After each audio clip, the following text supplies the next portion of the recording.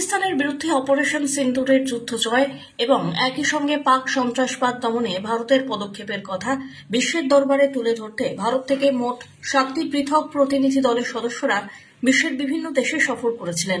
মঙ্গলবার 10ই জুন সন্ধ্যায় সে সমস্ত প্রতিনিধি দলগুলির সদস্যদের সঙ্গে বিশেষ বৈঠক সারলেন দেশের প্রধানমন্ত্রী নরেন্দ্র মোদী। এই 7 প্রতিনিধি দলে প্রায় 50 জনেরও বেশি সদস্য ছিলেন, যাদের মধ্যে যেমন বিরোধী দলের সাংসদরা ছিলেন, তেমনি শাসক দলের মন্ত্রী এবং সাংসদরাও ছিলেন। বিদেশের মাটিতে কূটনৈতিক উপায়ে পাকিস্তানকে বধ করার পর প্রতিনিধি দলের সদস্যদের সঙ্গে বুধবার প্রথমবার সাক্ষাৎ করলেন প্রধানমন্ত্রী মোদী। দিল্লির 7 নম্বর লোককল্যাণ মার্গে প্রধানমন্ত্রীর সরকারি বাংলোতেই হয়েছে এক নৈশভোজের আয়োজন, যেখানে প্রায় প্রত্যেকটি সদস্যের সঙ্গেই কথোপকথন করতে দেখা যায় প্রধানমন্ত্রীকে। এই নৈশভোজে উপস্থিত ছিলেন রাজ্যের সাংসদ, তৃণমূলের সর্বভারতীয় সাধারণ সম্পাদক অভিষেক বন্দ্যোপাধ্যায়ও।